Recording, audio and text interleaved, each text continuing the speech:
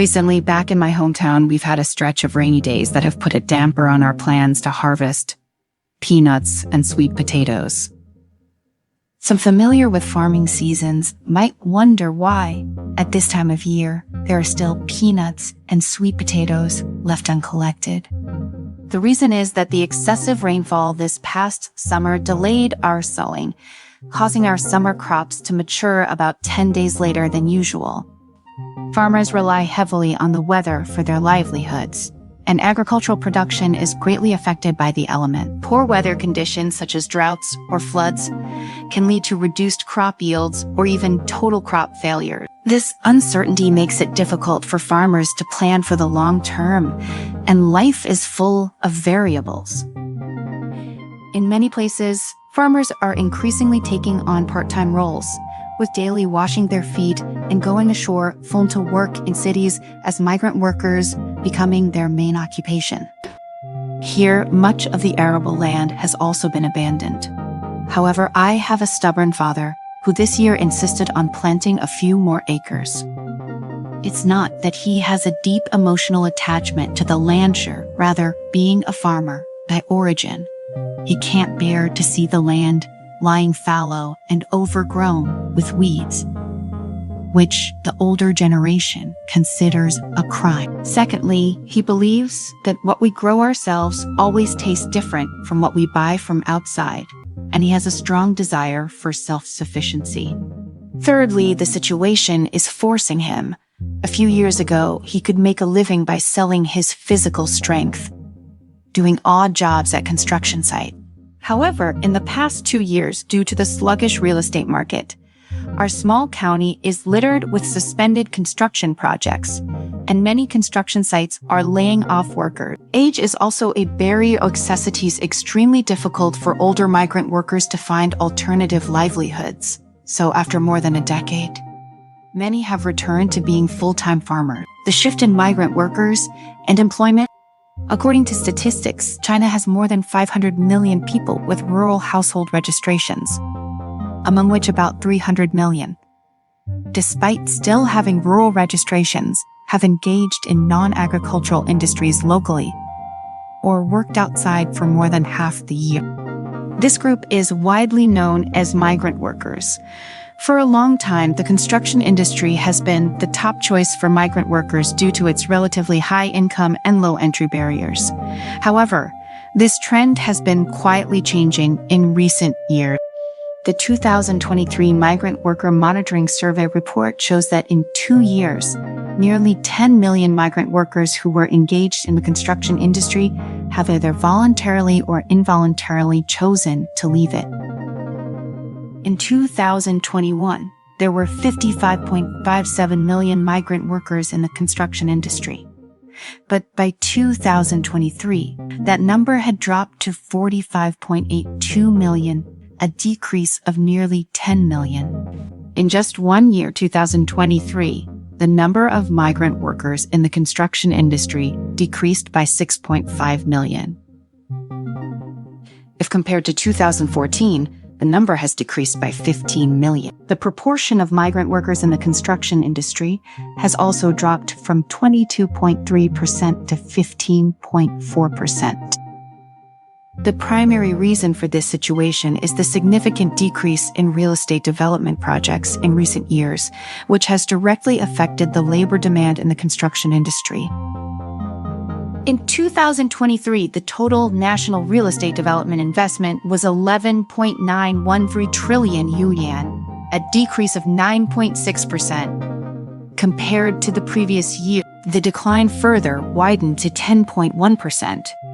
In the first 9 months of this year, behind these numerical changes are the livelihood changes of countless families. China has 300 million migrant workers, maxersment. There are 300 million pairs of hands capable of creating tremendous wealth. Without employment, there are just 300 million mouths to feed. We often say that real estate drives employment, and the industry that feels this the most is construction.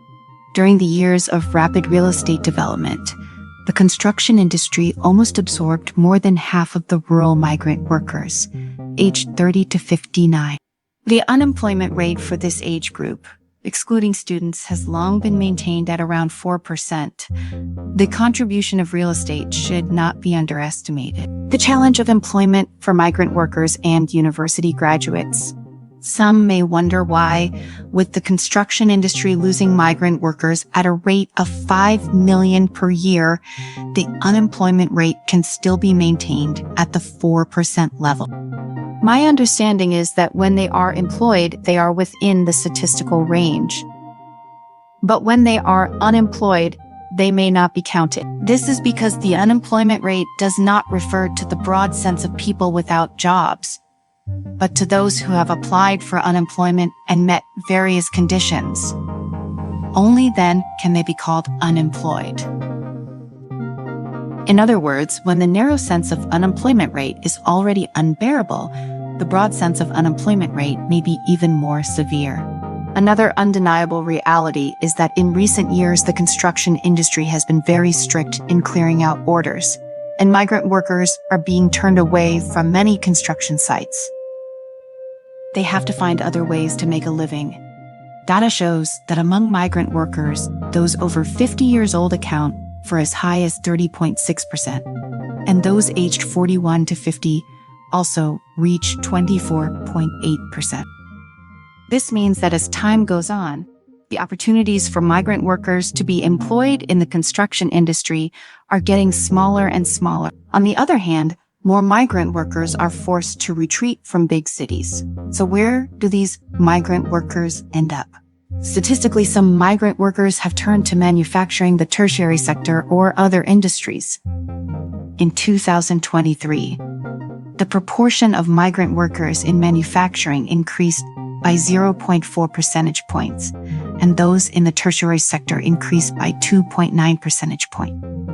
In recent years, the tickle-lucky 3 babies daily have almost been overwhelmed, but after the industry has been washed, the vast majority of older migrant workers have chosen to return to their hometowns. As they age, their motivation to work outside also decreases.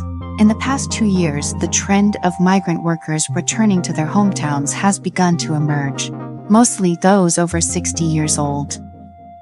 Older migrant workers can't work hard, can't stay because age is a threshold, and physical strength is a hard injury. The changes in the real estate market have indeed brought pain to the employment of migrant workers, and the cost of this pain is huge. A rough calculation shows that 15 million migrant workers have been cut off from their sources of income. Similarly, there are also 24 million college students waiting to be fed. Since 2019, the number of college graduates each year has exceeded 8 million, and in 2022, it exceeded 10 million for the first time, with a positive growth for 3 consecutive years. According to 40% of graduation and unemployment, there have been 24 million college students unemployed. Recently, there has been a hot search that has sparked heated discussions among young people. A second-tier female graduate has become a cleaner, and her brother questioned the meaning of going to college. In response to this, I want to say that today's college students should have been used to this state a long time ago. It's not that going to college will have an ideal job, just like the migrant workers who were cleared out of the construction industry. Nowadays, college students have been crowded out of the triathlon. Relevant data shows that in the industry of takeaways alone, the proportion of college students has exceeded 30%. This is still just the employment situation of college graduates. According to the latest data from the Bureau of Statistics, excluding students, the unemployment rate of young people is 17.6%. That is to say, among the labor force population, aged 16 to 24, there are 31 million unemployed. I don't know what these people are doing. They may be relying on their parents in the countryside, living at home, may belong to freelance, or may have already lain flat. I can only assume that this part of the group belongs to the state of wealth. What everyone cares about is when this pain can end. In previous videos, we said that there is no perfect solution to structural contradictions. and we can only endure. However, in terms of influencing factors, the current period of pulling real estate may be the fastest way to solve the employment of migrant workers. This is because one end of real estate is related to local finance, and the other end maintains the employment of more than 100 million people.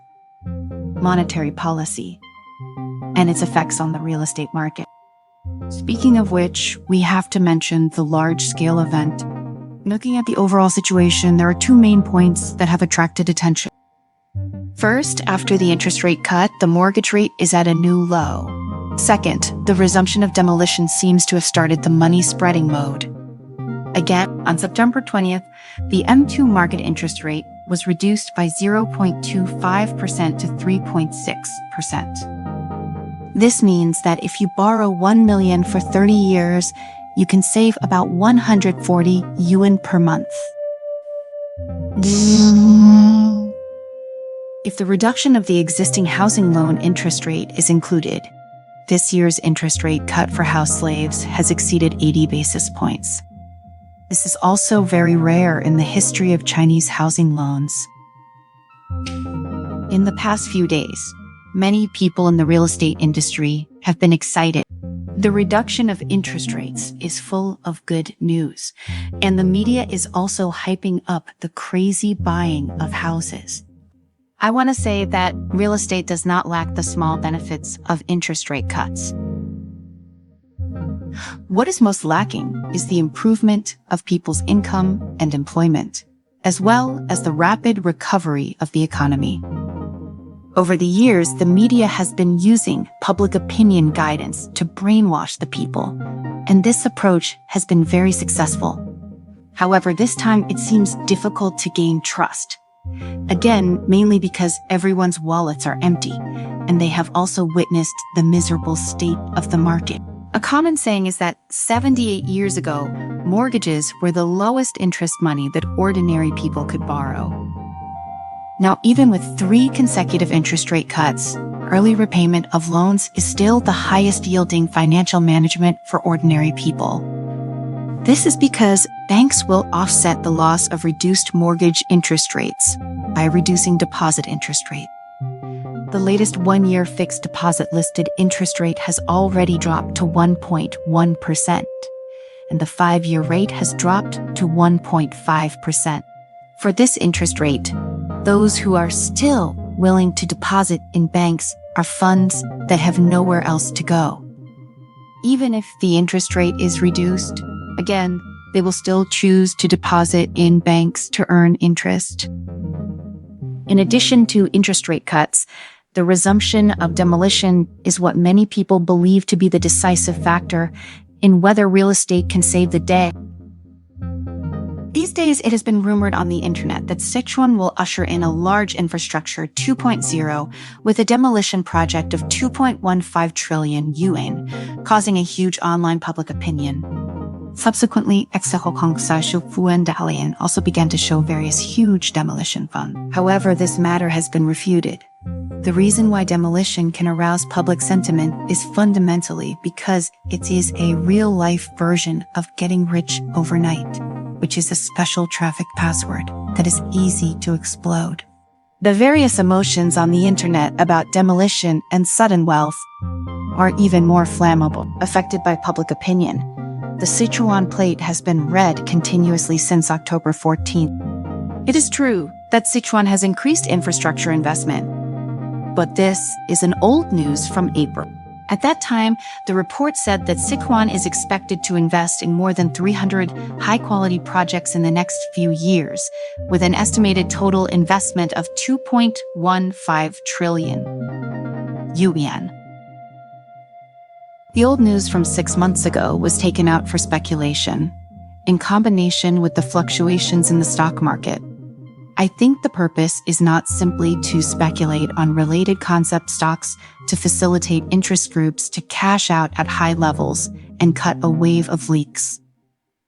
And, however, to be fair, the demolition was indeed restarted this year, on October 17th, it was decided to implement 1 million urban village renovations and old dangerous house renovations through monetary resettlement. The impact of demolition and renovation on the economy.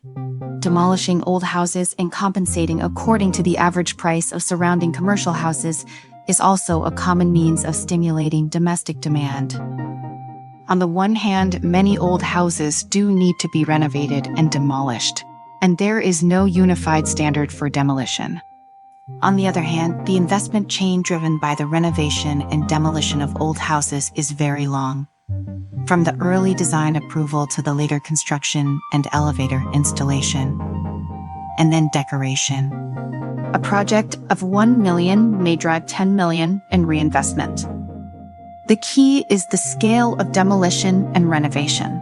Let's compare it with the past.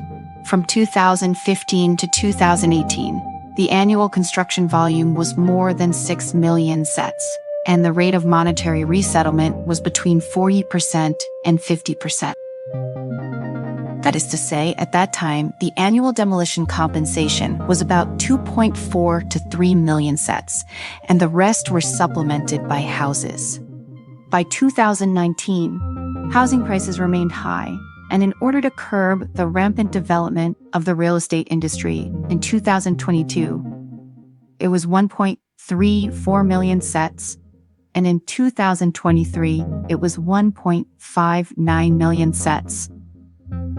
If we still calculate according to the previous 40% to 50%, the number of annual demolition compensations is between 700,000 and 800,000 sets. Through vertical comparison, it is not difficult to see that the additional 1 million urban village monetary resettlements, and the key point is that this time the main method is to issue housing vouchers. This is obviously aimed at digesting the inventory of existing commercial housing. Regarding the issuance of housing vouchers for demolition, we have said before that this is a strategy of killing multiple birds with one stone. It wants to collect land from the people in a low-cost way, and at the same time, it wants to use the people's wallets to pick up commercial housing. The housing vouchers issued for the demolition of old houses are not enough to buy commercial housing, and the demolition households need to take out money or mortgage loans. Additionally, therefore, from this perspective, the resumption of demolition has actually helped banks to digest some loans. Conclusion and recommendation. In conclusion, although the current resumption of demolition and interest rate cuts may stimulate the market in the short term, they cannot ultimately save the day. In the long run, the healthy development of the real estate market still requires more structural reforms and real financial policy support. This includes, but is not limited to, improving the income level of migrant workers and other low-income groups, improving their employment conditions, promoting the diversified development of the economy, reducing excessive dependence on the real estate industry, and paying enough attention to the employment problems of college students and other young groups. I think the core should be to increase investment in people's livelihood and guarantee the bottom line, create more employment opportunities instead of throwing all the problems to young people and blindly encouraging young people to start businesses and self-employment.